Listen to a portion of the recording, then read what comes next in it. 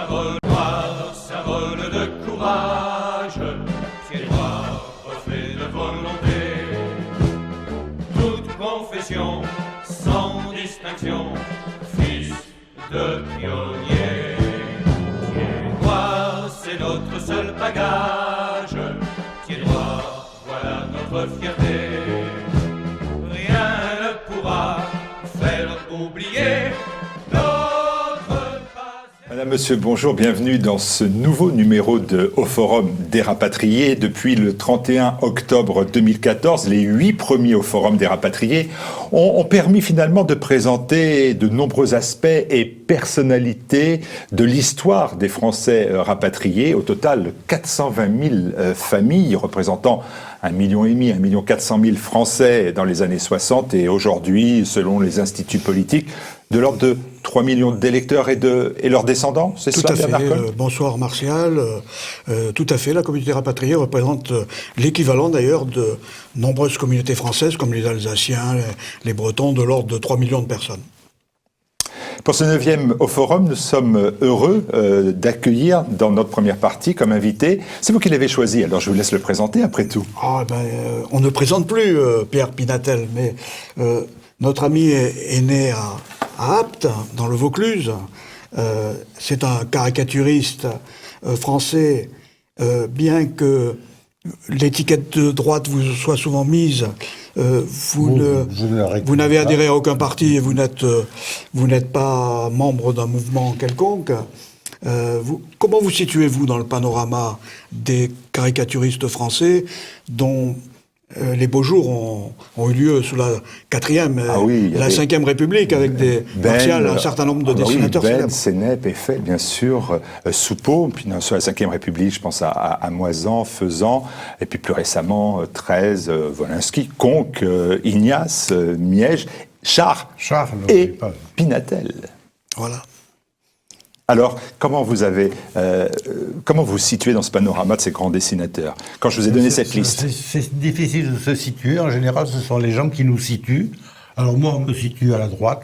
Quand on me cite, on dit le très droitier Pinatel, ce qui ne me gêne absolument pas. Voilà.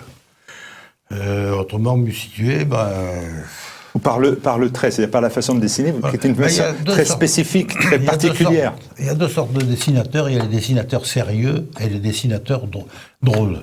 Voilà. Moi, je suis dans les dessinateurs plutôt drôles, ne serait-ce que par le trait. Mon trait n'est pas sérieux. Vous voyez. Donc, comme de même, quand mon accent m'empêche de faire des grandes tirades lyriques, mon trait n'est pas sérieux, je suis obligé de me cantonner dans le... Par contre, il y avait des dessinateurs qui sont des dessinateurs sérieux, c'était par exemple Forain, c'était Char, souvent, qui est très, très polémique, sans être forcément comique. Moi, je cherche à amuser les gens, je ne cherche pas à les convaincre. Les idées politiques qui peuvent se trouver derrière mes dessins, elles sont comme ça parce que je suis comme ça. Parce que chez un artiste, quel qu'il soit, ses idées, ses opinions, quand même, transpirent à travers son œuvre. Et vous maintenez une tradition que je trouve remarquable, parce qu'elle tente à disparaître, c'est de jouer des jeux de mots. Oui, mais voilà. C'est pas. Je suis content que vous disiez le jeu de mots et non pas le calembour. Parce que le calembour, c'est quelque chose d'idiot. C'est comme on m'a tuyau de poêle et toi le matelas, le jeu de mots, c'est quelque chose qui n'a pas de sens. Tandis que le jeu de mots, c'est au contraire quelque chose qui a un double sens. Je prends un exemple, par exemple, dans mes jeux de mots, j'ai fait Chirac, un grand dessin avec Chirac, mais avec l'animal Chirac, qui commence, il a comme un âne, et ça se termine, c'est en queue de poisson, un thon, c'est un thon, parce qu'on l'appelait le hanneton. Bon, eh bien voilà, c'était le hanneton, c'est-à-dire, il débute par des âneries et il finit en queue de poisson. Voilà, ça c'est un jeu de mots, c'est pas un calembour. Alors depuis 60 ans, est-ce qu'il faut que je rappelle ce chiffre-là, depuis 60 ans, vous croquez dans tous les sens du terme, d'ailleurs, le monde politique et artistique, pour un grand nombre de journaux parisiens, et puis aussi régionaux. Votre carrière, elle a commencé à Dimanche Matin, c'est en 1953. Oui. Mon premier dessin est paru c'est en 1951, juste en 1950, en décembre 1950, quand je suis arrivé à Paris, j'ai fait 2 affiches pour Paix et Liberté, le mouvement anticommuniste qui était fondé et dirigé par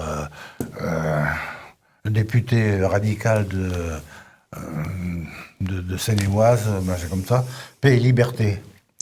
Sénep avait fait de très grandes affiches. Je suis arrivé dans Paris, je voyais ces affiches magnifiques de Sénep. Et donc, je suis allé les trouver. J'ai placé 2 affiches. Ça a été mes 2 premiers. Mon premier dessin est paru alors dans les années 40, 49. J'étais au lycée à Digne. Et j'avais fait l'équipe de football. Mais c'était dans la Marseillaise, le quotidien communiste du Midi. Alors, vous avez quand même poursuivi avec de meilleures fréquentations. Oui, voilà. Aux écoutes, combats, charivari, puis minutes, dont vous êtes, et vous allez devenir le caricaturiste vedette durant les années 60 et 70. Puis après, votre Pinatel Scope occupera la dernière page du journal. Ça sera après dans National Edo qu'on retrouvera pendant 8 années vos caricatures. Voilà, pendant 15 ans minutes, et puis après à National Edo. Au total, on a fait un compte, je crois, Bernard, c'est vous qui l'avez fait, plus de 20 000 dessins politiques. On l'a fait ensemble. Oui, je crois que vous n'avez pas compté. On l'a fait ensemble. Ça m'est arrivé de le faire. Je veux dire, quelqu'un qui a travaillé comme moi, à la fois dans des quotidiens, des hebdomadaires et tout, je pense que ça doit être à peu près ce que fait un dessinateur dans sa vie. Il doit faire. Alors là-dessus, s'il faut récolter que le bon, ça ne doit pas faire beaucoup, mais enfin, quand même, voilà. Quelle est cette origine, quand même, de cette vocation? Est-ce que c'est vraiment une vocation d'être celle de caricaturiste? Comment c'est né? Oui, elle est venue de mon père, qui est d'abord, premièrement, il avait vécu aux États-Unis de 1911 à 1913. En 1914, il est revenu où il s'était installé aux États-Unis. Il est revenu que pour faire la guerre de 14. Et il était l'Action française et surtout, il lisait Candide. Et je me souviens que chaque semaine, je voyais les magnifiques pages de Candide qui étaient occupées par Sénep. Il y avait une page entière. Et ça m'a donné envie, voilà. Et après, c'est dans les gènes, c'est-à-dire que on commence à faire, on est à l'école, on fait des professeurs. C'est l'actualité. Alors d'abord c'est l'actualité scolaire, après l'actualité universitaire, l'actualité politique. J'ai fait aussi l'actualité théâtrale, aussi pour combat, vous voyez. Comment se fait-il que vous en soyez venu à un engagement politique qui vous a coûté, sous la Ve République, de nombreux déboires? Oui, alors c'est la notoriété d'ailleurs en retour. Alors là, c'est le hasard le plus total. Parce que mon père était monarchiste. Moi, quand j'étais jeune, je n'avais pas d'idée particulière. Le mot socialiste, je trouvais ça très agréable, très joli. Le mot social, c'est une invention formidable, ce mot, le socialisme. Donc je me serais dit de gauche, même ça ne me gênait pas. Quand je suis arrivé à Paris, c'était en 1950, il y avait eu une floraison de journaux dès la Libération. Et il y a toute une génération, dont la génération Faisan, Bellus, etc., qui se sont mis dans les journaux. Et les meilleurs, comme je citais Bellus, Faisan, Hervé, ces gens-là ont fait leur chemin. Et après, les journaux, les uns et les autres sont tombés. Mais les places pour les caricaturistes, il n'y en avait plus. Plus du tout.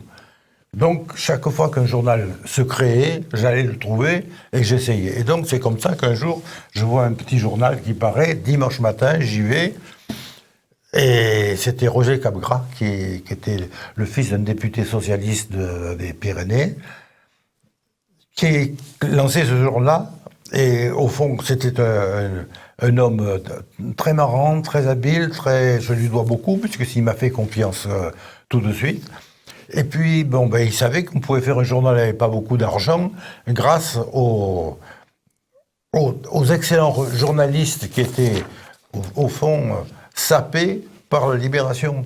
C'est ainsi que se sont retrouvés dans ce journal Pierre-Antoine Cousteau, il y avait Jean Lousteau, qui allait devenir ensuite le bras droit à Valeurs Actuelles, Bragard Bourgine, il y avait Lucien Rebatté, j'ai connu tous ces gens-là. Je ne savais même pas qui c'était. Rebatté, je savais qui c'était parce que pour gagner ma vie, quand je suis arrivé à Paris, il fallait bien que j'ai été employé dans une librairie et venaient de sortir les 2 étendards. Et alors je voyais les gens qui en parlaient, je me disais, comment, il paraît... Bref, c'était l'événement, les 2 étendards rebattaient. Et moi j'ai connu tous ces gens-là, je me suis aperçu déjà que je n'ai jamais vu par la suite, jamais vu dans la presse des gens aussi joyeux que les anciens condamnés à mort. Une de vos cibles préférées, puisqu'on va parler de condamnation à mort, c'est le général de Gaulle. Qui sortait de prison. Pourtant, en 1957, de Gaulle écrit à votre éditeur à l'occasion de la sortie de ce premier album que j'ai entre les mains, notamment une réédition qui s'appelle La Troisième Empire. Je le cite, les dessins de Pinatel sont à la fois drôles et mélancoliques comme la vie elle-même. Un bel éloge. Et vous l'avez conservé, cet éloge? Et non, parce que je vais vous expliquer comment ça s'est passé. L'album avait été édité par un éditeur tout à fait nouveau qui s'appelait Georges Burnier. C'était un ami d'André Figueras. Donc j'ai eu le privilège d'avoir, finalement, avant d'avoir fait un album, d'avoir un éditeur. En fait, cet éditeur s'était fait déjà pour le retour de Gaulle. Il préparait, il était plus ou moins barbouze. Vous voyez, quand j'étais dans son bureau, toutes les 2 secondes, il téléphonait à Roger Frey. Voilà. Donc, et quand j'ai fait cet album, sur la 4e République, et il a envoyé le numéro 0 à De Gaulle, le numéro 2, et il voulait que et moi, naïvement, j'avais fait tellement de dessins, des fois, de mise en boîte sur De Gaulle. Je m'imaginais que quand on a fait des dessins contre quelqu'un ou pour le mettre, on va pas faire. Donc j'ai pas voulu faire la dédicace. Et c'est pour ça que De Gaulle a répondu directement, non pas à moi, mais c'était à Burnier. C'est pour ça que vous lui en avez tenu rigueur, parce que ensuite, le général de Gaulle, vous n'allez pas le lâcher, c'est le moins qu'on puisse dire. En 68, vous connaissez même un grand succès, très grand succès, en étant condamné pour offense au chef de l'État. Oui, si on peut considérer qu'une condamnation est un grand succès, parce que... Ah ben ça vous fait connaître partout, honnêtement, ça vous a servi, cette condamnation. Ça m'a fait connaître partout, et comment dirais-je, c'est vrai que je suis dans les dictionnaires, uniquement au fond parce que c'est vrai, c'est une médaille qu'il m'a donnée pour un dessinateur, il y en a, c'est assez rare.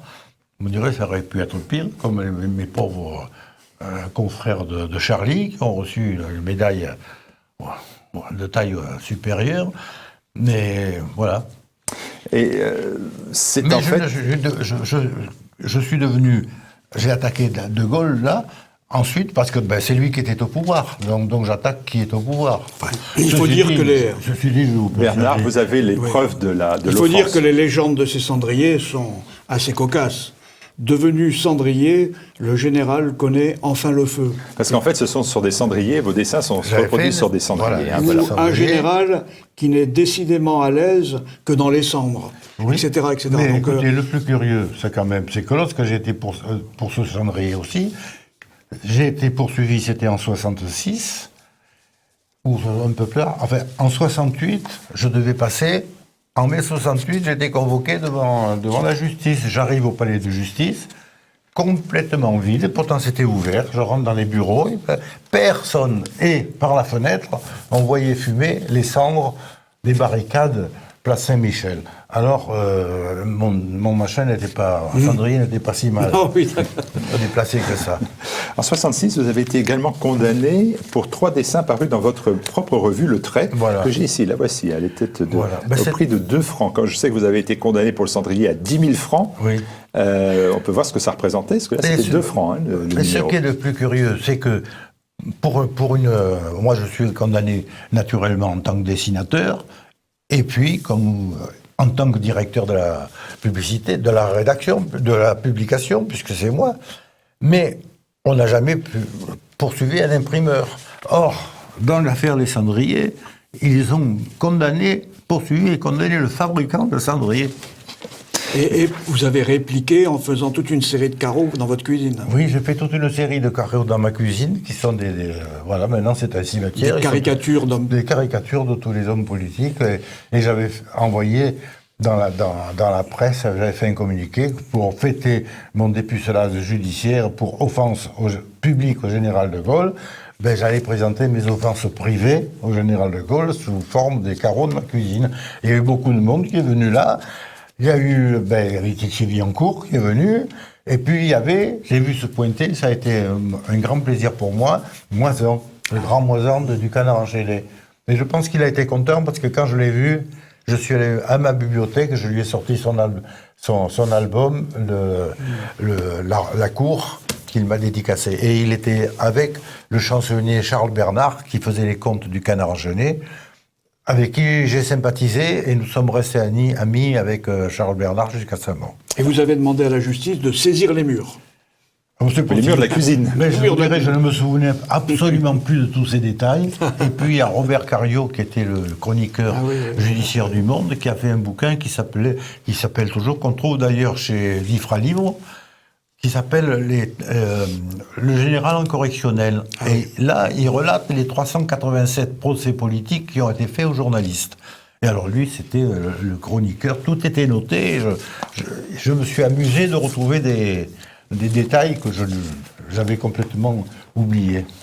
Est-ce que vous en preniez au général de Gaulle? On le voit dans le trait, poudre de Kremlin-Papin, donc là c'est son rapprochement avec l'Union soviétique. Est-ce que vous en prenez au général de Gaulle parce que c'est le chef de l'État et vous en êtes toujours pris au puissant? Est-ce que parce qu'il est un homme politique qui mène une vision internationale géopolitique qui ne vous convient pas, ou c'est parce que c'est tout simplement le bradeur de l'Algérie? C'est-à-dire que je le fais automatiquement, je me l'attaque uniquement en tant que chef de l'État, mais pour être drôle. Or, c'est vrai qu'il y a certains dessins qui sont un peu au-delà. Mais ça, c'est parce que moi, je ne suis pas pied noir. Votre femme Ma femme est née en Colette, oui, elle est venue en France après assez tôt, mais enfin bon, donc ce que je n'ai pas admis, c'est la façon dont l'Algérie française a été liquidée. Qu'on garde ou non l'Algérie française, je m'y attendais à ce qu'un jour ou l'autre ça soit. Bon, donc je comprends que l'homme politique ait pu décider, mais pas en gonflant le moral des gens avant. Enfin, il a carrément donné sa parole. Moi, vivant, jamais le drapeau FLN ne flottera sur Alger. Vous êtes ici pour aujourd'hui et pour toujours, etc. Ça, le mensonge, non. Voilà.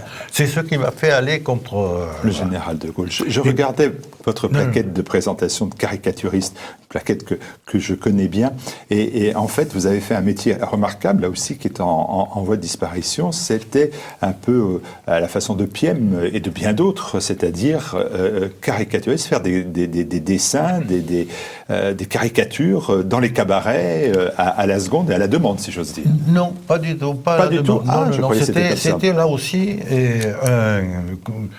un tour d'horizon des principaux hommes politiques, en donnant soi-disant une explication politique à leur physique. Et voilà, ça permettait d'envoyer des vannes. C'est un tour qui marchait très bien. Et le gros avantage du spectacle, c'est que lorsque vous pouvez être dans un cabaret dont le patron n'apprécie pas ce que vous faites. Bon, seulement il est derrière le rideau, et quand il entend une salle rire à gorge déployée pendant 20 minutes, eh bien, il se dit, ça marche, et il vous engage, il vous réengage. Dans un journal, c'est pas ça, vous dépendez d'un rédacteur en chef. Ce rédacteur en chef, vous lui plaisez ou vous lui plaisez pas, si vous lui plaisez pas, vous lui plaisez pas. Alors, je reviens à ce que j'aime pas avoir tort, mais je vous ai vu, moi, faire. Vous croquiez quand même les invités au fur et à mesure, oui, comme ça. Voilà, ça c'est une autre chose. Oui, non, mais j'ai pas totalement tort. Non, pas du tout, pas du tout. Mais ça, c'est l'événementiel, c'est-à-dire c'est pas dans les cabarets. Ça, je l'ai jamais fait dans les cabarets. C'est uniquement les grandes sociétés, comme par exemple quand le World 7 ou World 8 est venu, là, c'était une immense manifestation sous l'arc de la Défense avec des milliers de... Voilà, là on est engagé pour une soirée. Intervenez comme animateur de voilà, soirée. ils ont fait partie, on fait des... Mais, si vous voulez, c'est du domaine de la publicité, beaucoup plus que du spectacle. Dans l'ensemble, j'ai mieux gagné ma vie avec ce petit métier obscur que... Vous avez un autre talent aussi peu connu, c'est que vous êtes peintre. Vous aimez faire des paysages imaginaires et... Voilà, Tradition familiale, ça.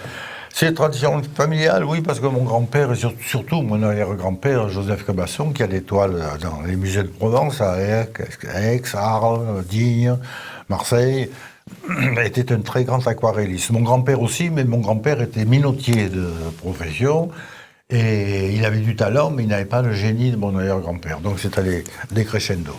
Alors, je parlais tout à l'heure de réédition de ce premier ouvrage, La Troisième Empire. C'est aux éditions Le Trait. Vous les avez créées, cette publication, en 61. 1961, ça ne rajeunit pas. Il y en a eu 33 numéros, revue album, 33. Ouais. Hein. Il y en a 33. Et où est-ce qu'on peut... Donc c'est devenu une maison d'édition depuis, bien sûr. Comment on peut se procurer aujourd'hui vos ouvrages, et même vos œuvres en l'occurrence? C'est-à-dire, mes ouvrages, on peut évidemment les commander chez moi, déjà. Mais surtout, si on veut tous mes anciens albums et tout, on fait simplement tape sur Amazon, livre, Pinatel, et tout pareil. Moi, vous voyez, il y a des albums que je n'ai plus. Même celui-là, je l'ai fait rééditer moi-même, mais pour le rééditer, je n'en avais plus. Donc je l'ai acheté par Amazon, je crois, ou Le Bon Coin. Et vous n'avez plus de cendrier, d'ailleurs, je crois. Un cendrier, non. Donc on lance un appel. Non, si vous avez un cendrier, si quelqu'un a un cendrier de c'est ma fille, je ne sais pas comment elle s'est débrouillée. On sera très heureux de l'avoir. Je ne sais pas comment elle s'est débrouillée pour l'avoir, voilà. Bon, voilà, si vous avez des cendriers chez vous de Pinatel, vous ne nous les envoyez pas au visage, mais vous nous les envoyez directement par courrier. Merci. C'est la porcelaine, si ça tombait entre les mains de Madame Trévillers, ça peut dire. Voilà, exactement, il faut se méfier. Merci beaucoup, Pierre Pinatel, merci. Nous allons passer malheureusement à une actualité du monde des rapatriés moins joyeuse, dans laquelle on retrouvera votre personnage préféré, hein, c'est De Gaulle, et puis vous restez avec nous, bien évidemment, si vous souhaitez intervenir dans ce panorama et ces actualités que nous allons défiler ensemble. Noir, symbole de courage, ciel noir, reflet de volonté. Et voilà, maintenant nous allons passer à la page actualité de ce 9e numéro de Au Forum des Rapatriés, toujours avec Bernard Colle, bien évidemment. Bernard, tous les Français ont pu suivre dans les médias depuis le 13 septembre dernier une intense communication personnelle du chef de l'État autour de l'affaire Maurice Audin, et dans une moindre mesure tout de même sur les annonces mémorielles que devait faire Emmanuel Macron en faveur des harkis. Deux sujets qui a priori semblent contradictoires, deux façons aussi, semble-t-il, d'honorer, selon lui, toutes les mémoires de la guerre d'Algérie, et de lever, je le cite encore, les tabous de cette période de notre histoire qui rythme encore notre actualité d'aujourd'hui. Alors d'un côté, une victime qualifiée d'emblématique d'une guerre civile, de l'autre 100 à 150 000 morts pour raison d'État, bien sûr, entre guillemets. N'y a-t-il pas un déséquilibre flagrant dans la façon d'opposer finalement ces morts par la France à des morts pour la France? Alors, je pense que beaucoup de Français ont été, comme nous, surpris de la décision du chef de l'État de se rendre chez la veuve du militant communiste Maurice Audin, disparu le 11 juin 1957, pour reconnaître l'implication de l'armée française dans sa disparition. Alors une implication qui a été transformée immédiatement par tous les médias du pouvoir en responsabilité de l'État, en crime d'État, en crime contre l'humanité. Toute la presse officielle a salué le courage de M. Emmanuel Macron de briser ce tabou, ce tabou de la bataille d'Alger, un tabou, en fait, qui, depuis des décennies, n'est qu'un secret de polichinelle. Pouvez-vous nous rappeler toujours, je me mets toujours à la place des téléspectateurs qui n'ont pas vécu forcément ces événements, est-ce que vous nous rappelez rapidement, bien sûr, les circonstances de son arrestation, celle de Maurice Audin, et de sa disparition? Alors nous sommes en juin 1957, la bataille d'Alger a commencé en janvier, le 7 janvier 1957, par des attentats terroristes du FLN sur la population civile, donc des femmes, des enfants, des personnes âgées de toute origine, qu'elles soient arabo-berbères, européennes, juives, sont tuées, mutilées à vie par ces attentats. Fin mai, d'ailleurs, il y a eu un horrible massacre dans la population musulmane. C'est le massacre de Melouza et de Wagram, qui ont été comparés par Le Monde à Oradour-sur-Glane. À Alger, le 1er juin, une bombe explose au casino de la Corniche, qui est un dancing très fréquenté par la jeunesse algéroise. Des jeunes, d'ailleurs, comme Maurice Audin, d'une vingtaine d'années, au village Poupin, comme Maurice Audin, qui vont être aussi massacrés et mutilés à vie. Maurice Audin, avec son village d'anges, est en fait un ange qui soutient une idéologie qui a fait plus de 100 millions de morts en 70 ans, c'est l'idéologie communiste.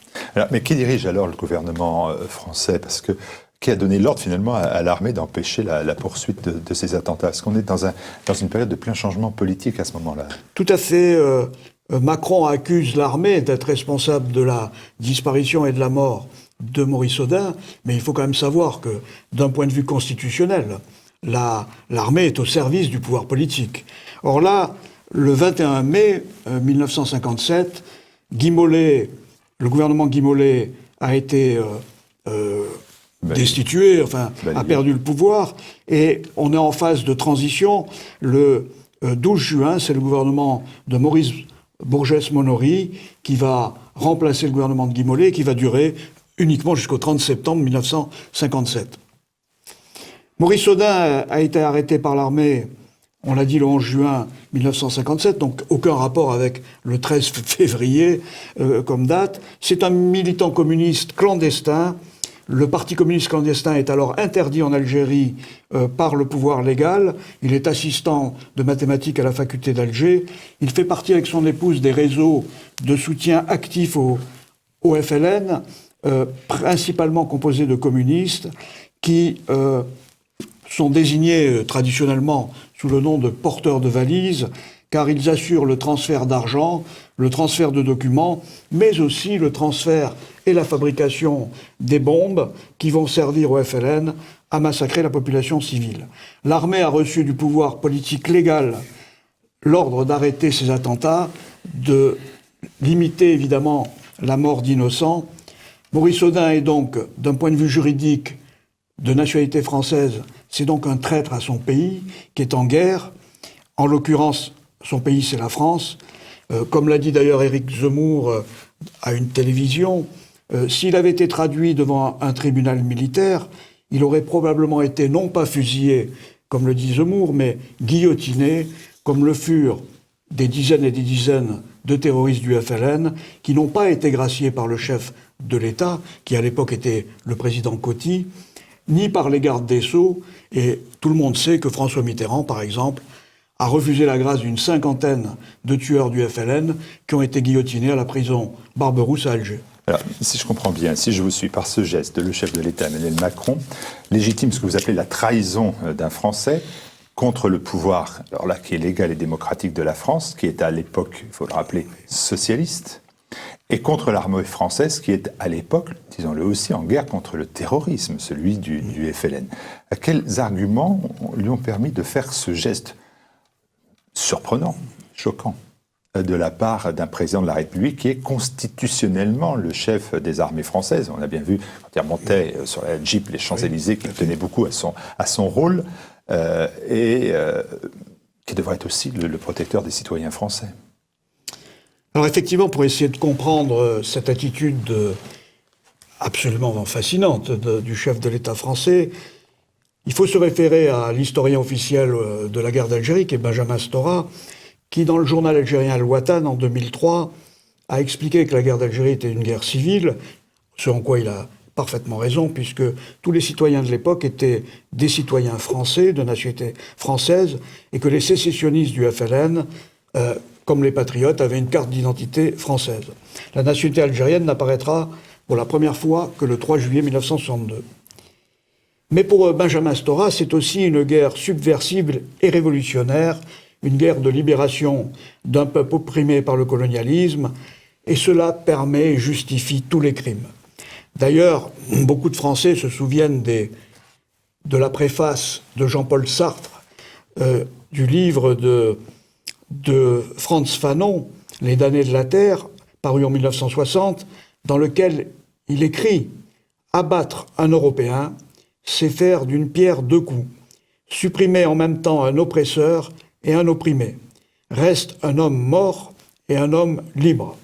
Voilà comment un intellectuel aujourd'hui de renommée mondiale s'exprimait à l'époque, et on retrouve ça aujourd'hui dans les propos tenus par certains chanteurs, des rappeurs, qui, sur les médias publics, demandent à ce qu'on tue les bébés blancs, qu'on tue les parents, etc. Donc on est dans un cycle, à notre avis, très proche de celui de la guerre d'Algérie, et les enseignements de la guerre d'Algérie sont, à notre avis, très importants pour l'avenir de la France et la situation actuelle. Pierre Pinatel, je vais redonner la parole à Bernard Colle dans un instant. Comment vous regardez cette affaire Audin? Qu'est-ce que vous dessineriez dessus?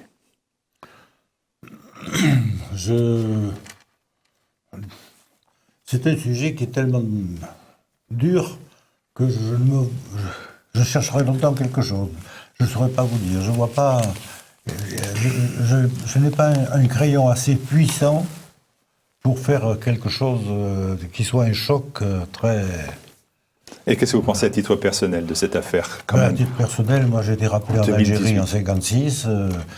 J'ai vu pas mal.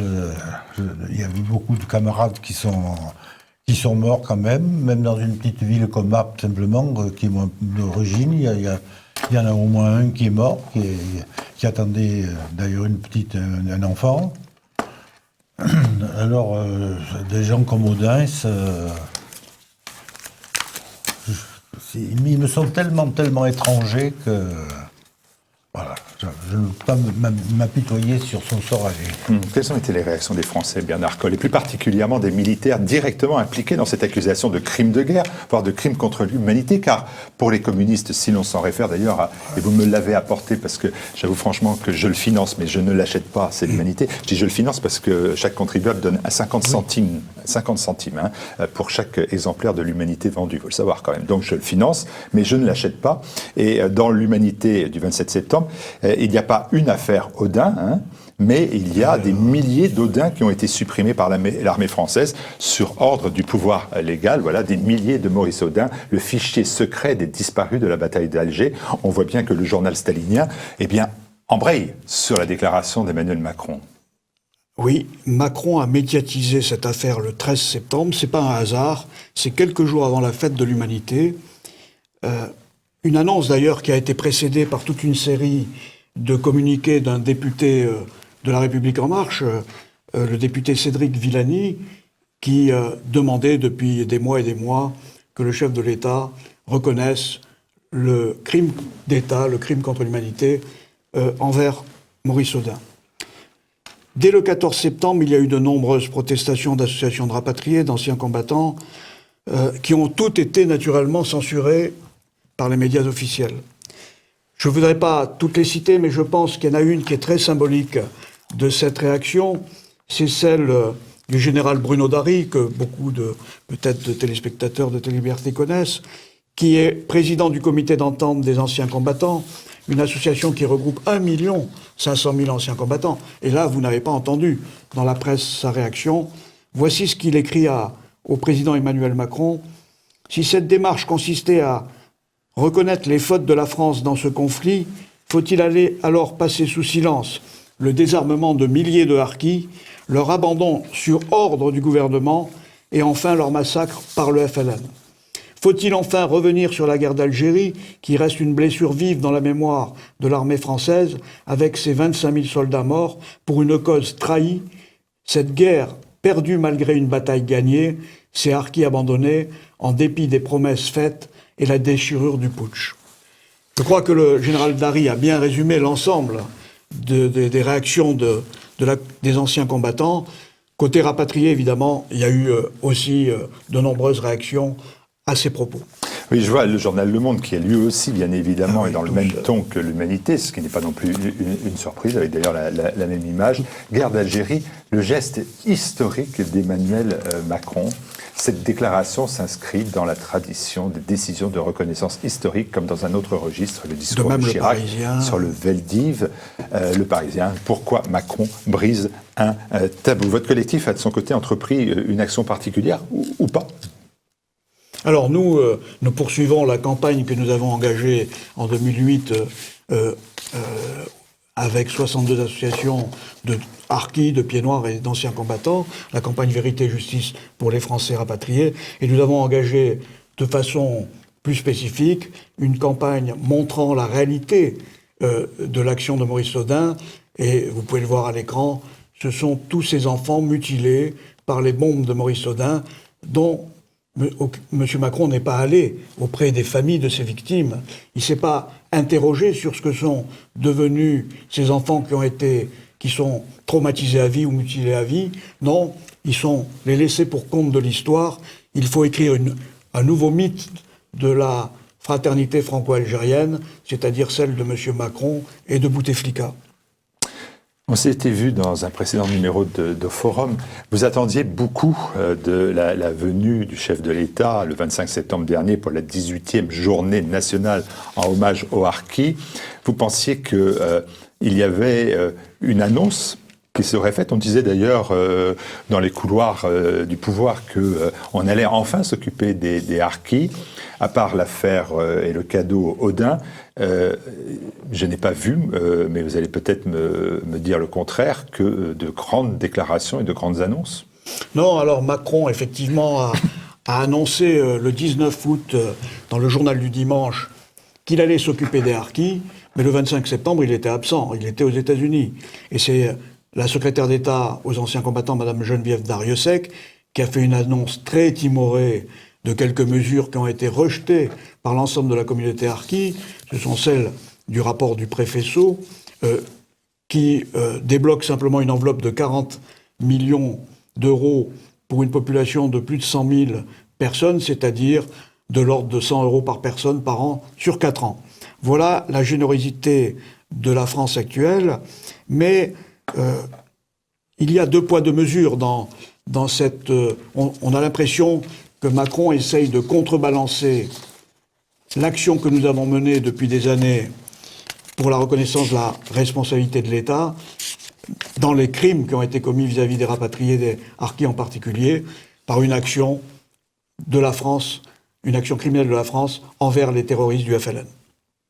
On a le sentiment quand même que les actions de l'État, du chef de l'État, cherchent à contrebalancer les avancées obtenues depuis plusieurs décennies par l'action des Français rapatriés, d'ailleurs, et de leurs associations, aux crimes d'État et aux crimes contre l'humanité que vous dénoncez. L'État semble faire un peu quand même un contre-feu en accusant la France des mêmes crimes contre le FLN.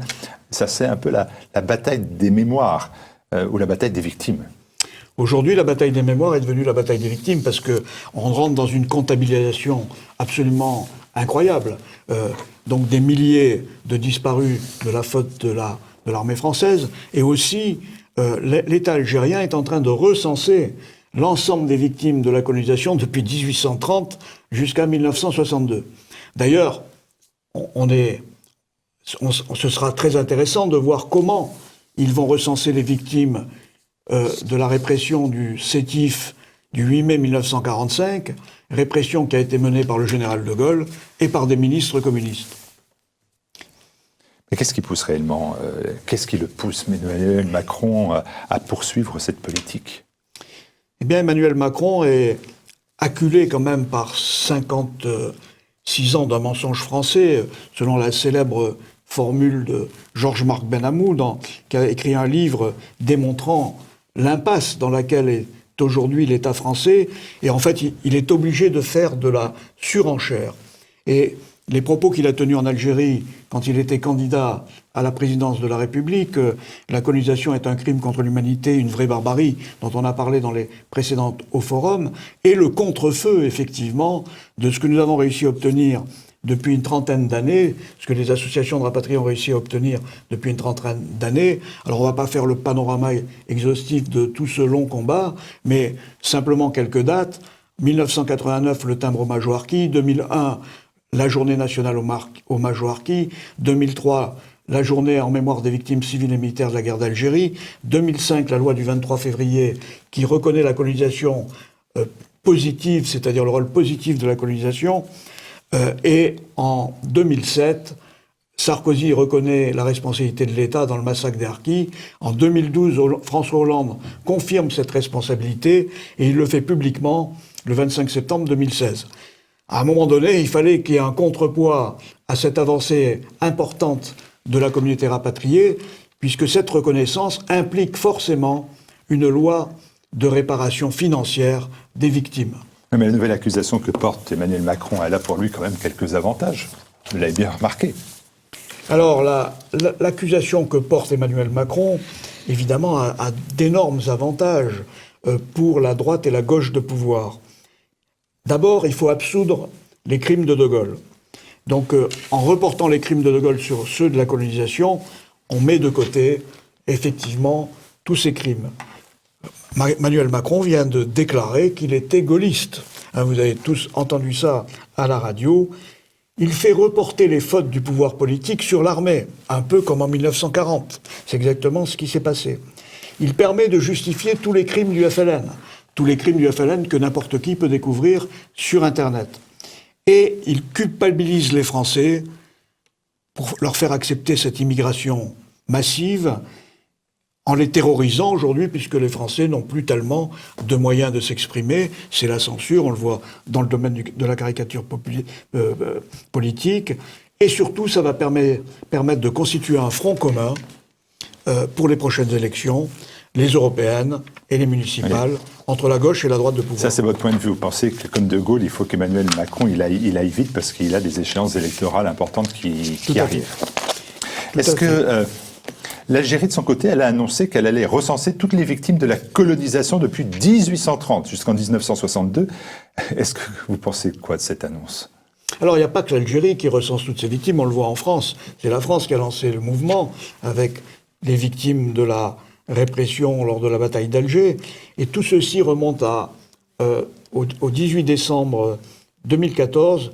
Pour la dernière fois, j'assistais à une réunion officielle avec notre ministre de l'époque, qui était Jean-Marc Todeschini.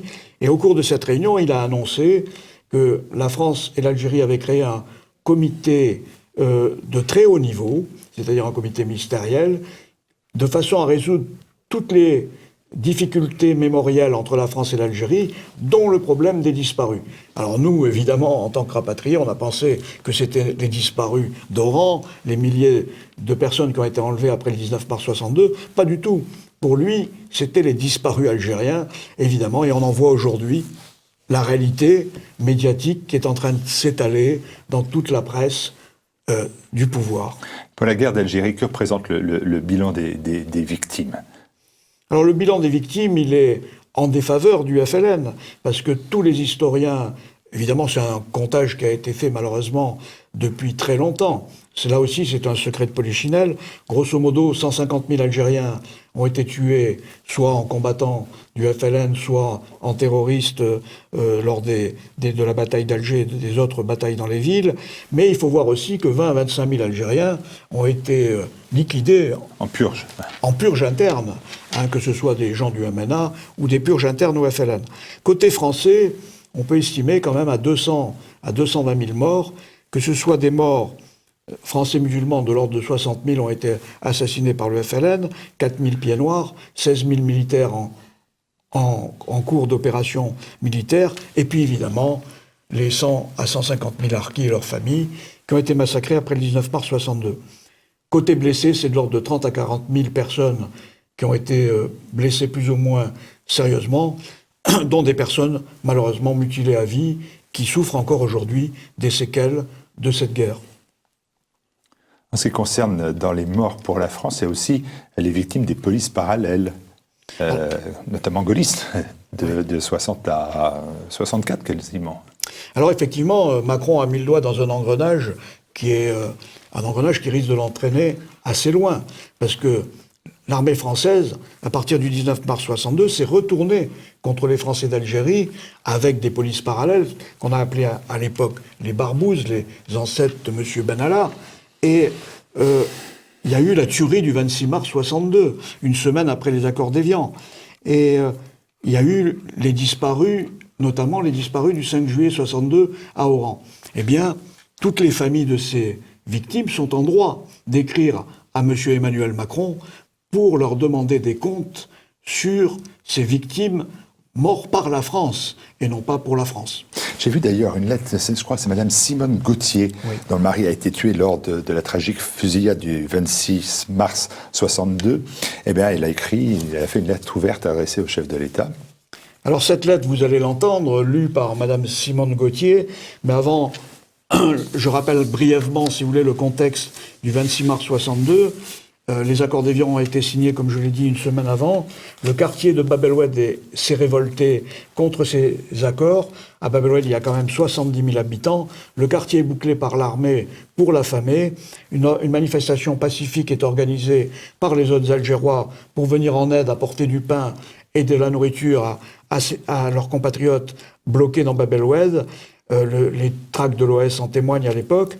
Mais le pouvoir organise une NAS qui va faire converger l'ensemble de ces manifestants, qui sont plusieurs milliers, vers la grande poste d'Alger, où là, un barrage de militaires français va tirer dans la foule au fusil mitrailleur et va tuer de l'ordre de 80 personnes et faire 200 blessés, souvent des mutilés à vie.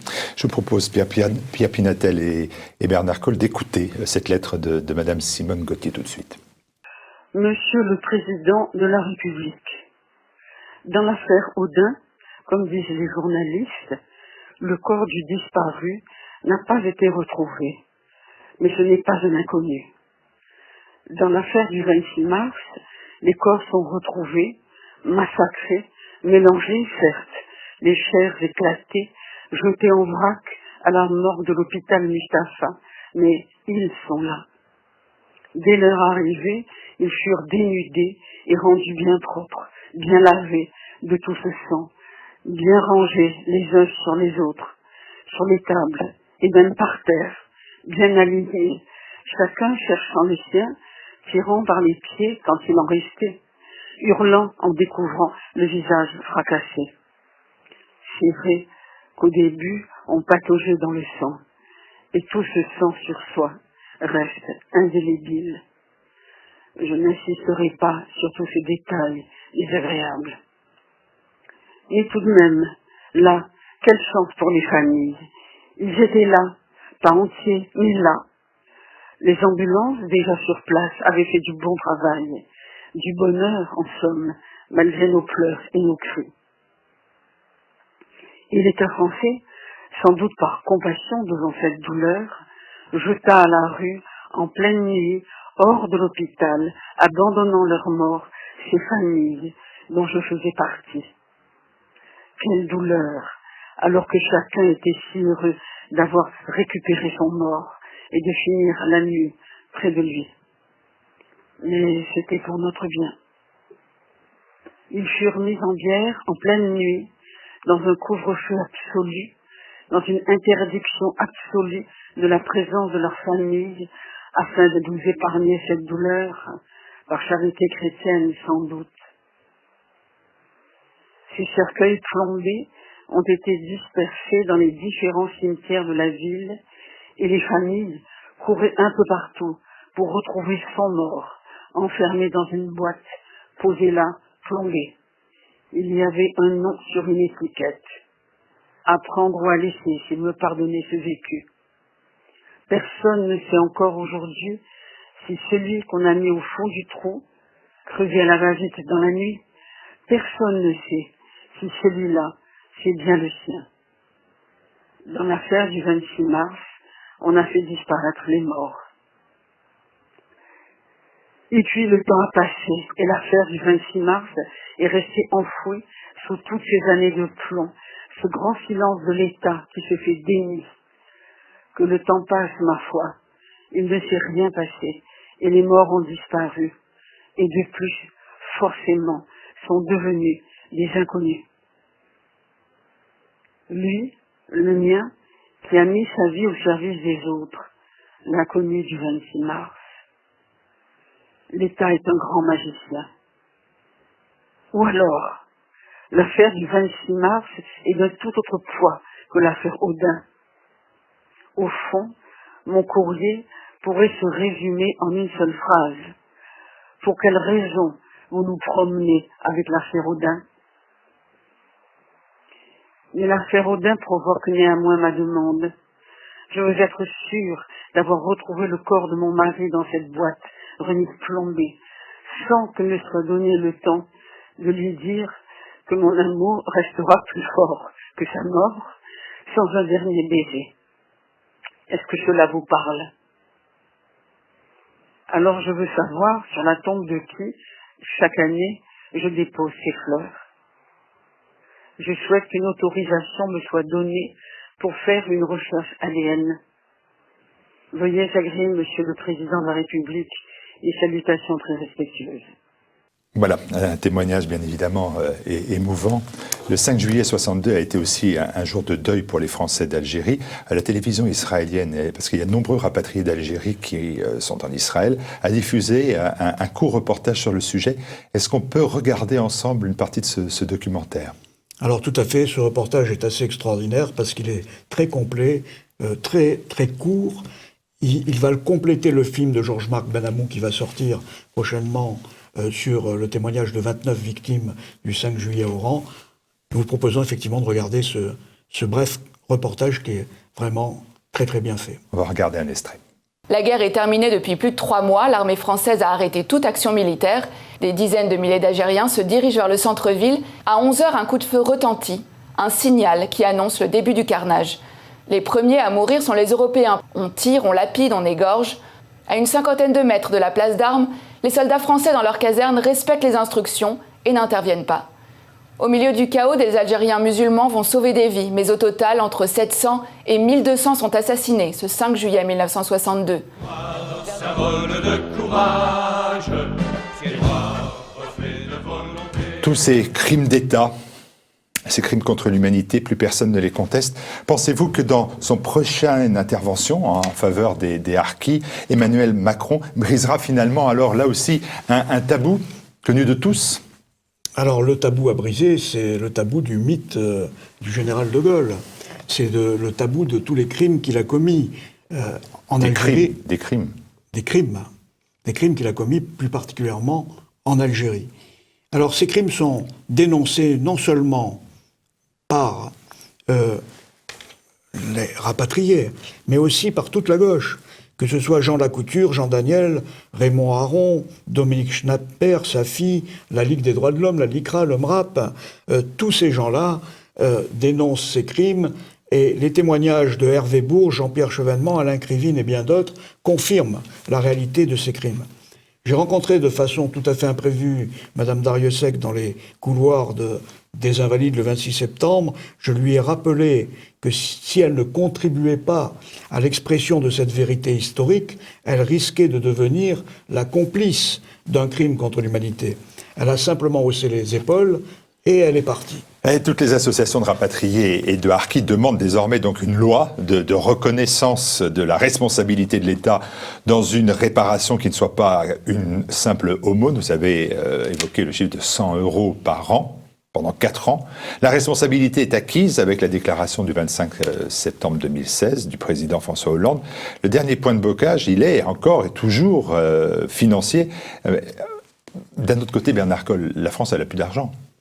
Alors, c'est ce que l'on dit pour les rapatriés, mais quand il s'agit de la SNCF, on trouve du jour au lendemain 35 milliards d'euros sur 3 ans. Nous, les calculs qui ont été faits par nos experts situent à peu près la dette de l'État, le solde de la dette de l'État à 42 milliards d'euros. Ces 42 milliards d'euros, nous proposons de les répartir sur 15 à 20 ans grâce à la rente viagère, qui est une formule qui a déjà été utilisée dans les lois précédentes, parce que c'est une population qui a beaucoup vieilli. La plupart des gens sont à la retraite ou vont être à la retraite. Et ce qu'ils demandent, ils ont des petites retraites. Ce qu'ils demandent, c'est un complément de façon à pouvoir avoir une vie plus digne que celle qu'ils ont actuellement. Donc nous avons lancé une campagne. Nous avons envoyé une lettre aux plus grands économistes français, à M. Jacques Attali, à Nicolas Baverez, à Mme Agnès Verdier-Moulinet, à bien d'autres, et évidemment à Emmanuel Macron, qui est lui-même un financier, pour leur dire: est-ce que la France peut payer cette dette? Si oui, combien peut-elle mettre et sur quel laps de temps? Donc voilà, c'est une question relativement simple à laquelle d'ailleurs chacun peut répondre. Parce qu'aujourd'hui, l'État n'aligne que 100 € par an par harki, alors que pour un émigré, le coût payé par émigré par an est de 6 400 €. Donc, nous attendons les réponses des économistes. Le 25 septembre, vous avez lancé un appel aux leaders politiques pour qu'ils viennent témoigner leur solidarité aux harkis à l'occasion de la cérémonie officielle. Quelles ont été les personnalités qui sont venues ce jour-là? Eh bien, écoutez, on en a vu qu'une. On a vu que Marine Le Pen, qui est venue apporter son soutien aux harkis. Elle a été d'ailleurs très bien accueillie, comme vous allez pouvoir le voir dans ce reportage d'ailleurs que Télé Liberté a déjà diffusé dans le journal télévisé du 27 septembre. Marine Le Pen apporte des réponses précises aux questions que nous lui avons posées. Deux personnalités, deux ambiances. Il y a 2 semaines, le président de la République Emmanuel Macron rendait hommage à un terroriste communiste, Maurice Audin, membre du Parti communiste algérien et collaborateur du FLN. Mardi, la présidente du Rassemblement national, Marine Le Pen, a, de son côté, profité de la journée nationale d'hommage aux harkis pour apporter son soutien à ceux-ci, aux invalides à Paris. Une manière de marquer un peu plus sa différence avec le chef de l'État. Une différence qui puise ses racines à la création du Front National, une formation politique qui a toujours pris le parti des harkis et des rapatriés en général. Vous savez qu'on a été aux côtés des harkis depuis toujours. Voilà, on ne peut pas dire mieux, depuis toujours. On ne leur a jamais manqué, on a toujours été à leur côté, défendu leur cause. Nous continuerons à le faire. J'avais fait toute une série de propositions en 2017. Nous continuerons à porter ces propositions. Et Gilbert Collard a déposé lui-même au sein de l'Assemblée nationale une demande pour que l'Assemblée nationale reconnaissent encore une fois la responsabilité du gouvernement. Nous allons donc continuer à porter cette proposition et à nous battre pour qu'elle aboutisse. Une volonté de reconnaître l'histoire des harkis qui déteint avec l'épisode présidentiel Maurice Audin, un épisode qui ne passe pas pour Marine Le Pen. Le président de la République a cru devoir exprimer son pardon à l'égard de la trajectoire de M. Audin et évidemment les harkis ont légitimement pris cette décision reçu en tout cas cette décision avec une grande violence. Donc oui, c'est vrai qu'il faut reconnaître le drame des harkis dont le gouvernement français porte la responsabilité, pas la France. Le gouvernement français de l'époque porte la responsabilité. Et il faut faire, encore une fois, un vrai acte de publicité à la manière dont les harkis ont été accueillis, à la manière ignominieuse dont ils ont été traités, et en tirer les conséquences. Une reconnaissance des harkis qui pourrait passer par une loi de dédommagement. Le gouvernement actuel a d'ailleurs promis une enveloppe supplémentaire de 40 millions d'euros pour les harkis et leurs descendants. Mais pour la présidente du Rassemblement national, cette mesure n'est pas à la hauteur et surtout, elle doit être accompagnée d'actes concrets. Donc ces mesures, encore une fois, ne sont pas à la hauteur. Et moi, je note qu'il y a un certain nombre de plans de formation, d'accompagnement à l'emploi qui ont été effectués dans les années précédentes et qui n'ont pas été mis en œuvre. Donc on fait des annonces, mais on ne met pas en place les conditions pour que le peu d'annonces qui ont été faites soient efficientes, soient efficaces. Depuis la campagne présidentielle et sa sortie remarquée lorsqu'il avait assimilé la colonisation de l'Algérie à un crime contre l'humanité, Emmanuel Macron n'en finit plus de revenir sur les événements historiques avec un souci de ménager la chèvre et le chou, en l'occurrence les terroristes pro-FLN et les harkis contraints de quitter leur propre pays. Pour Marine Le Pen, l'absence d'Emmanuel Macron à la cérémonie d'hommage rendue aux harkis relève tout bonnement d'une forme de mépris. C'est une forme de mépris, je crois que clairement, après le pardon à M. Audin, le fait qu'il ne soit pas là aujourd'hui est quand même la démonstration qu'il traite ses affaires par-dessus la jambe. Un mépris à l'égard des harkis qui s'inscrit dans la continuité des prédécesseurs de l'actuel locataire de l'Élysée. Emmanuel Macron, qui disait vouloir réconcilier les mémoires fracturées, semble aujourd'hui bien loin du compte. La puissance du système semble si forte que beaucoup de nos compatriotes semblent désarmés, impuissants. Que doit-on faire? Que peut-on faire selon vous? Eh bien écoutez, laisser faire, c'est accepter évidemment cette situation, celle qu'on présente comme le sens de l'histoire. Ce que nous proposons, c'est, en dehors de pousser de temps en temps un coup de gueule, c'est d'essayer de s'organiser.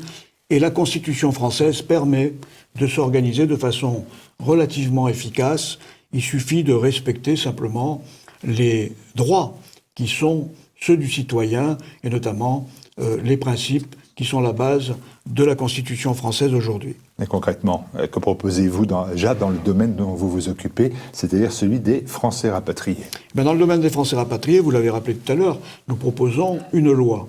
Car en France, tout passe par des lois. On le voit actuellement avec la bataille pour la PMA.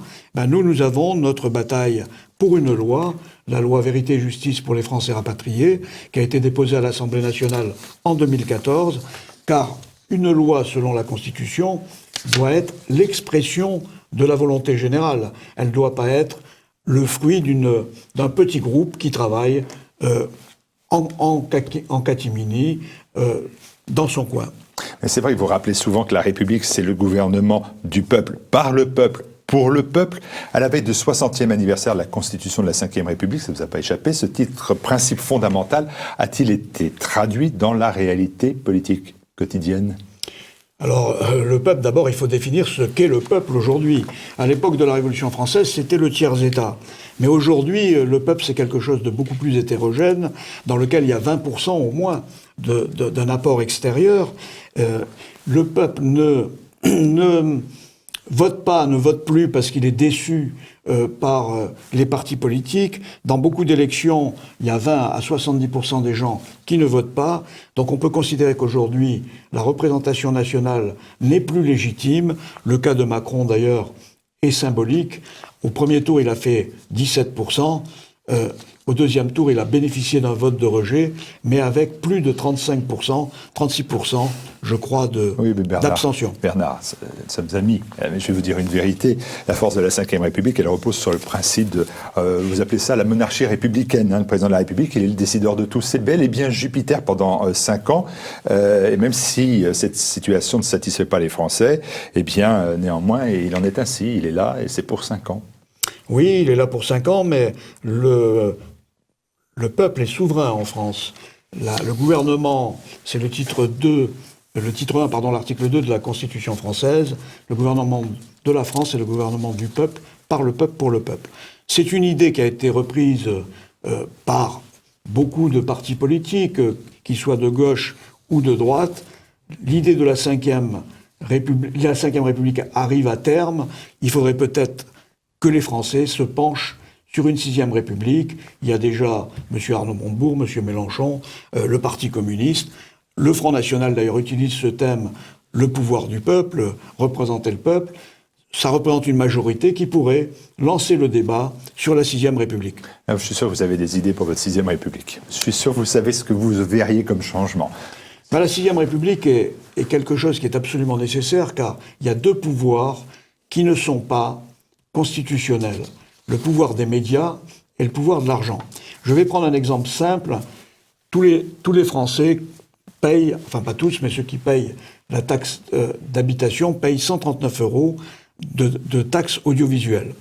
C'est l'État qui paye pour vous les chaînes publiques. Mais rien n'interdit une loi qui permettrait directement à chaque Français de financer, par exemple, Télé Liberté ou d'autres médias, les chaînes publiques en premier, mais aussi les chaînes privées, par le biais d'un impôt qui soit directement versé. De même pour les partis politiques, il n'y a aucune raison que ce soit l'État qui redistribue l'argent des contribuables. Le domaine de la volonté populaire ne peut s'exprimer que si le vote est obligatoire et si le vote est à la proportionnelle. Les seules élections en France qui traduisent le sentiment des Français, ce sont les élections européennes, où là le vote est à la proportionnelle. Et puis évidemment, on pourrait penser qu'un élu ne peut pas être élu, enfin un président de la République par exemple ne peut pas être élu s'il n'a pas montré auparavant qu'il avait été choisi par les Français, qu'il avait au moins un mandat de type sénateur, député ou maire, etc. Donc on voit qu'il y a tout à fait de nombreuses possibilités, et notamment au niveau des lois. Il faut que les lois viennent du peuple, c'est-à-dire comme nous on l'a fait avec la loi Vérité et Justice pour les Français rapatriés, car en finale, tout se termine non pas par des chansons en France, mais dans le domaine politique par des lois. Symbole de courage, pied droit, reflet de volonté. On va passer, si vous voulez bien, à la vie de la communauté pour terminer ce 9e Haut Forum des rapatriés. Déjà, la fin de cette émission et l'évocation quand même de manifestations importantes. Je pense par exemple, le 26 septembre dernier, le Secours de France remettait le prix Clara Lanzy à Boualem-Sansal. Très belle manifestation à laquelle vous avez assisté, bien sûr. Oui, alors cette manifestation avait lieu, comme d'ailleurs la veille, la rencontre au Major Harquis, le cocktail de la rencontre au Major Harquis, dans les salons, dans le salon d'honneur de l'Hôtel des Invalides. Que vous n'avez pas quitté, donc. Je ne l'ai pas quitté, donc j'ai dormi sur place. Le prix Clara Lanzy a été remis à Boualem-Sansal. Bon, tout le monde connaît cet écrivain algérien, qui est quand même très courageux, puisqu'il dénonce, vous allez le voir dans ce petit extrait, tous les crimes du FLN. Alors d'un côté, on a un président de la République qui honore les poseurs d'attentats du FLN et leurs complices, et là on a un Algérien qui vient en France, qui est accueilli par une association dont la vocation a toujours été de défendre les partisans de l'Algérie française, et je trouve que c'est un beau symbole que nos amis téléspectateurs vont pouvoir découvrir en quelques minutes par cet extrait. Et en exclusivité. Le Secours de France est heureux de vous accueillir dans ce cadre prestigieux, si chargé d'histoire, et de pouvoir y remettre à Boualem-Sansal le prix Clara Lanzy du nom de sa fondatrice. Alors, il est un peu étonnant, il peut paraître étonnant, qu'une association qui a été créée pour venir en aide aux victimes de la fin tragique de l'Algérie française, et en particulier des Harkis qui avaient fait le choix de la France, remette son prix à un écrivain algérien. Votre présence ce soir tient, je crois, au fait que vous avez compris que ceux qui luttaient pour bâtir une Algérie nouvelle et fraternelle où toutes les communautés auraient pu vivre en paix, selon le propos de notre ami Élie de Saint-Marc, aimaient votre pays de soleil. En vous remettant ce prix, nous avons souhaité rendre hommage, d'abord au courage de l'homme libre que vous êtes, même si je sais que vous préférez le mot de dignité à celui de courage, aux lanceurs d'alerte contre la menace que font peser sur nous l'islam et la mondialisation, et qui s'efforcent de secouer la démission des élites, selon vous, la plaie de ce siècle. À la verve ensuite du polémiste, et puis à l'un des grands écrivains de langue française d'aujourd'hui, l'enfant de Bellecour à Alger, si proche d'Albert Camus. Cher Boualem-Sansal, vous avez choisi de résister par l'écriture. Soyez certain que votre parole porte. Je ne sais pas si c'est au prix de beaucoup d'efforts, comme vous le disiez, mais elle est efficace. Alors, continuez d'écrire, la vieille France vous le demande et vous en remercie.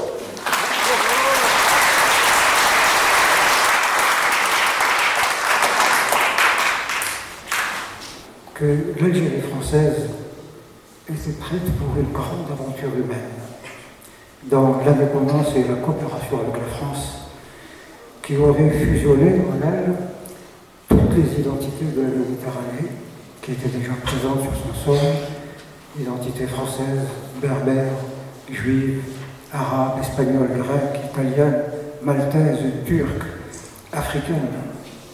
Que cette terre était généreuse. Elle pouvait à elle seule devenir cette union de la Méditerranée que d'éminentes personnalités des deux côtés de la mer ont appelé de leur vœu. Bon, Camus.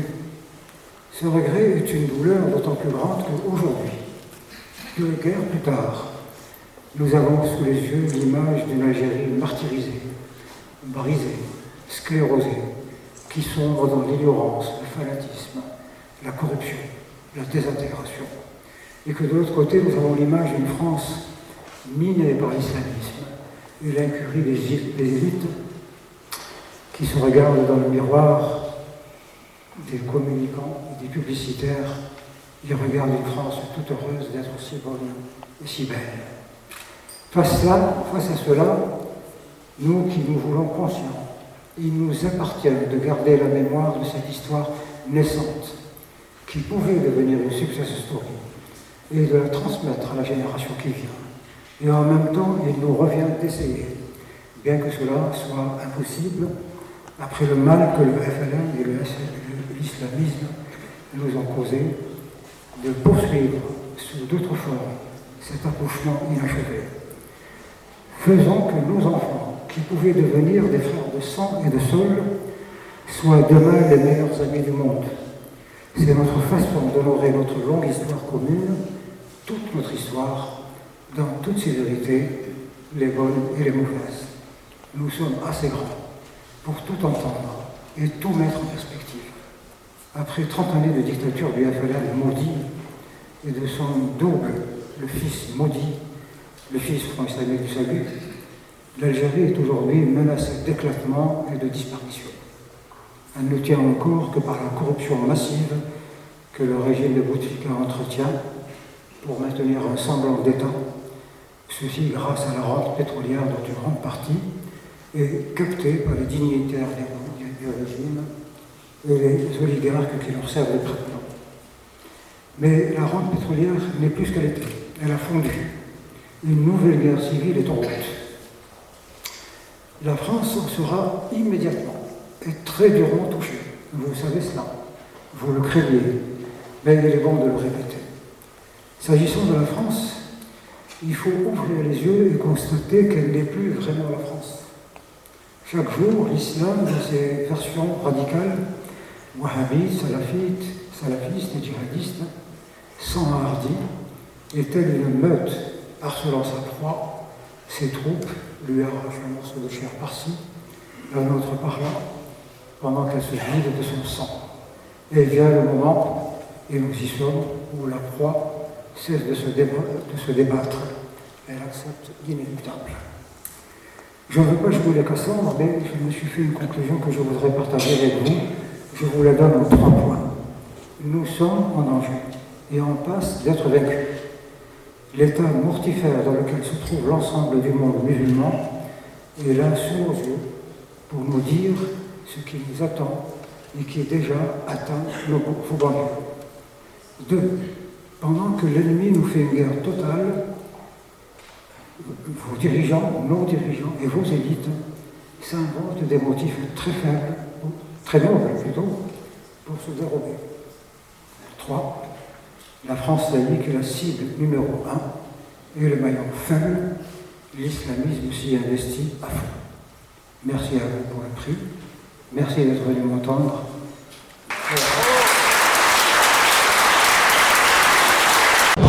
Symbole de courage, pied noir, reflet de volonté. Dans les dates à venir, il y a les commémorations régulières, avec aussi peut-être des événements peut-être un peu plus inattendus. Alors on risque d'avoir encore quelques surprises, parce qu'avec Emmanuel Macron, on ne sait pas quelle date il va choisir du calendrier pour commémorer. Alors déjà, il y a le 60e anniversaire de la Constitution. Il a annoncé qu'il allait commémorer cette... C'était le 4 octobre. C'est le 4 octobre. C'était. Il y a le 16 octobre, Notre-Dame-des-Lorette, le soldat inconnu de la guerre d'Algérie, suivi du 17 octobre, qui est le génocide bien connu sur la Seine, où la répression gaulliste a tué, paraît-il, 200 à 200 partisans du FLN. Il y a la Toussaint Rouge, le 1er novembre. Enfin bref, Emmanuel Macron a largement de quoi commémorer. Il y a le 5 décembre. Et donc on ne sait pas à quelle date il va annoncer ses mesures en faveur des rapatriés. La presse parle du 5 décembre, parle du Panthéon. Alors qui va-t-il mettre au Panthéon? Bref, si vous avez des informations sur ce que compte faire Emmanuel Macron dans les mois à venir, elles sont les bienvenues à Télé-Liberté et à Jeune Pied Noir. Alors, ce que nous savons, Pierre Pinatel, c'est ce que vous allez faire, c'est ce que vous faites depuis 60 ans. Vous continuez à dessiner, et bien évidemment, on retrouve vos dessins, y compris sur Internet, gratuitement. Voilà, j'ai le site, ça me permet un peu de me défouler, déjà. Et d'avoir votre fan club, y compris dans la rédaction de TV Liberté. Voilà, mais... Merci beaucoup Pierre Pinatel, bonne continuation. Et puis bien évidemment, on ne peut pas terminer notre émission, comme d'habitude d'ailleurs, par un rapide panorama des revues et médias de la communauté rapatriée et amis. Et bien évidemment, Bernard, vous êtes à la manœuvre. Alors, dans ce monde invisible de la presse rapatriée, au forum, nous avons l'habitude de présenter quelques-unes des revues, mais je voudrais aussi rappeler que grâce à Internet, nous avons une revue de presse quotidienne qui est animée par un pied-noir qui s'appelle Jean-Louis Granier, et des bulletins d'information aussi qui sont très précieux. Ce sont les bulletins d'Hervé Cuesta. Mais les revues de la rapatriée, elles sont nombreuses. Vous en voyez quelques-unes à l'écran. La revue de l'Amicale de Saint-Cloud, les Pieds-Noirs de la Côte Basque, l'Écho de l'Oranie, et puis des revues amies comme La Voix du Combattant, l'excellente revue de géopolitique de Pascal Cochon, la revue Conflit, avec ses numéros spéciaux sur la Chine et sur le Brésil, ainsi que sur la prochaine guerre mondiale. Donc c'est un thème intéressant. Et puis je voudrais faire une mention particulière, cette fois-ci, pour une revue exceptionnelle, Pieds-Noirs d'hier et d'aujourd'hui, dont le premier numéro a paru en 1988. La couverture représentait d'ailleurs la fille d'un de nos amis, Julie Pietri, de notre ami Pietri. Et cette revue est animée donc depuis 1988 par Jean-Marc Lopez. Il était soutenu par ses parents. Et nous rendons un petit hommage aussi à ces pieds-noirs qui se dévouent en permanence dans l'anonymat. Et nous tenons à saluer les parents de Jean-Marc Lopez qui malheureusement viennent de disparaître.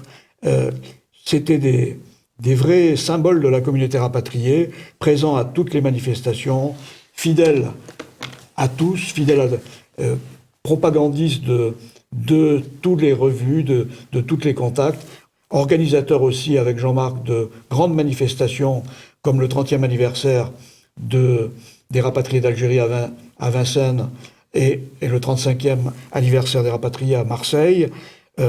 Vous verrez d'ailleurs dans le prochain numéro de Pieds-Noirs et d'aujourd'hui 2 pages d'annonces concernant justement l'affaire Maurice Audin et la vérité sur Maurice Audin.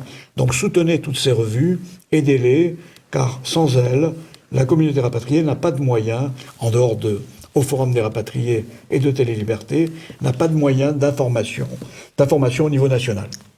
Merci beaucoup Bernard Colle, bien sûr, on s'associe à cet hommage que vous venez de rendre au Lopez. Et puis on se retrouve pour le 10e numéro, ça sera dans quelques mois, mais il faudra venir avec un gâteau et du champagne, non? J'espère qu'on arrivera jusqu'au 33e numéro comme notre ami Pinatel un jour. Rendez-vous au numéro 10. Merci Pierre Pinatel, merci Bernard Colle. Merci Martial. Symbole de courage, Pieds-Noirs, reflet de volonté. Toute confession, sans distinction, fils de pionniers. Pieds-Noirs, c'est notre seul bagage. Pieds-Noirs, voilà notre fierté.